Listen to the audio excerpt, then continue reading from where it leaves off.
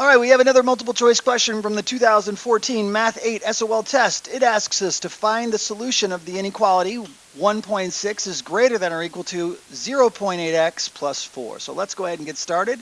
I'm going to go ahead and rewrite the inequality below, just like I would if I were taking the test for real. I'd write it or transfer it over onto some scrap paper to work out the problem.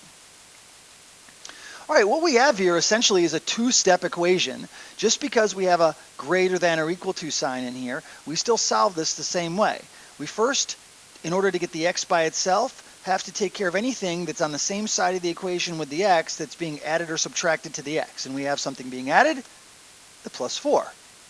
So let's get rid of the plus 4 by subtracting 4. Now, the number one rule of algebra, whatever happens on the left side of the equation also happens on the right side, so we must subtract 4 on the right side of the equation.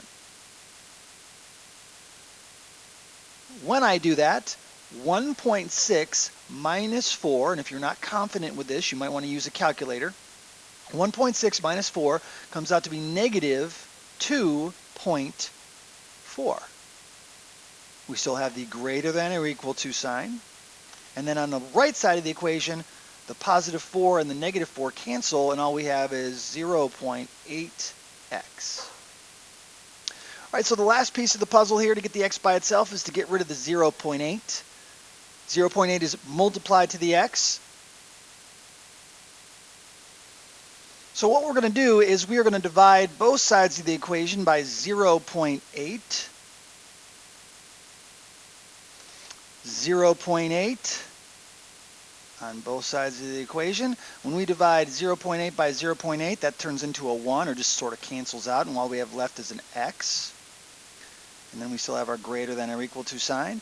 And when we divide negative 2.4 by 0.8, you know what? I'm going to break out my calculator for this one. So let's go ahead and put in 2.4 divided by 0.8. That gives me 3.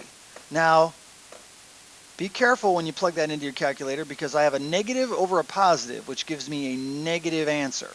So make sure your answer is negative 3. All right, so we compare over here to see which answer matches ours, and it looks like the very first answer, answer A, matches our answer. Now, here's one thing to be careful of on a problem like this, you guys. First of all, make sure that you are comfortable with, like, for example, if they provided the answer with the x first, then we would have had to flip this around. So we would have had to put the x, and then we would have had to put the negative 3 second. What would that have done to the sign? That would have flipped the sign over. Now, fortunately for us, they didn't do that in this particular problem, but very often they do. They put the variable first, and then they put the number, the solution that you came up with, second. So if that happens, be prepared to be able to flip that around by flipping your sign.